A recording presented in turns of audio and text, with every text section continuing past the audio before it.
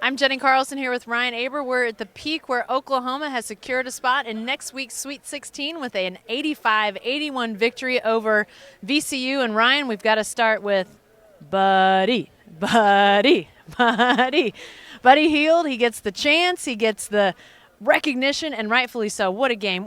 I don't even know where to start, so what stands out for you? Well, I mean, we just got to start with the second half. He scored, 26 of their last 31 points. Just absolutely took over this game in the second half. Hit three-pointer after three-pointer after three-pointer, and just they needed every single bit of it, I think, is the biggest thing that stands out. But Lon Kruger has ridden Buddy Hield all through this season, but tonight particularly played the entire second half, and like I said, they needed absolutely every bit of it to advance to the Sweet 16.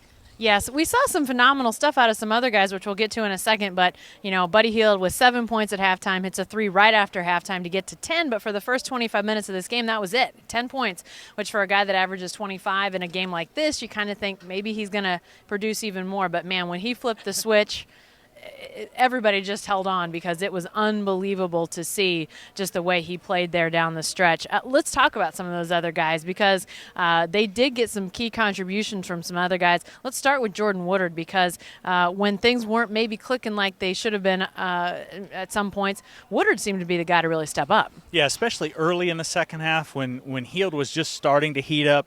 Nobody else was doing anything offensively for this team, but Oklahoma made an adjustment at halftime as VCU stuck with Oklahoma's bigs.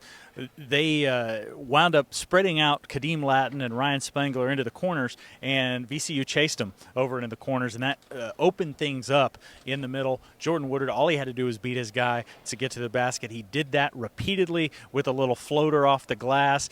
I asked him about it after the game, and he sort of smirked and said, you think that was just luck? No, it was absolutely skill. He did it time after time, and that opened things up for the rest of those guys late in the game.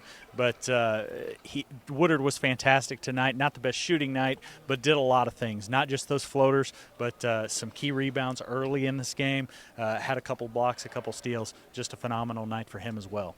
When you've got the Buddy show going hot and heavy, everybody else gets a little bit overlooked. Woodard, Isaiah Cousins played really well, had uncharacteristic for him of late, had 6 turnovers. He was so good, these last few games, but turned it over a little bit more tonight. But then the bigs, you mentioned them, and I thought Will Wade, the VCU coach, had a really interesting point. He said in the post game that he feels like if Kadeem Latin can stay on the floor, can stay out of foul trouble, this is a Final Four team. This is a team that can win it all.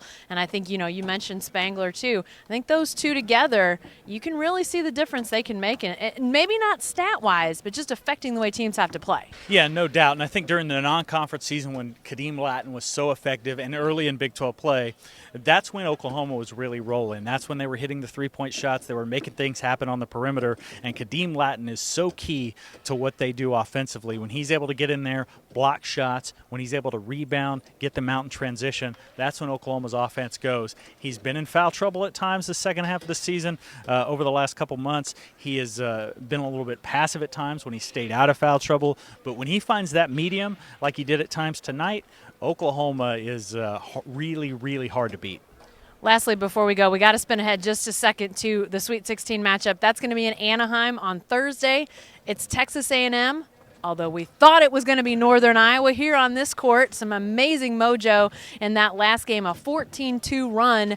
Texas A&M ends the game on to send it to overtime. They win it in double overtime. Your thoughts about the A&M OU matchup just early on here? Well, I think it's going to be a really good matchup. I think Texas A&M's big guy, House, was really held in check by Northern Iowa for most of this game tonight. He finally broke out late in regulation and in both overtimes, was really big for them. They've got senior guards as well, so that's going to be a key for this one. It seems like whoever guards play best is who wins in March. So Oklahoma has got to contain those guys. Texas A&M will get after you defensively a little bit. So it's going to be a fun matchup, but very unexpected one from what we thought about just here a couple hours ago. Unbelievable finish to that second game.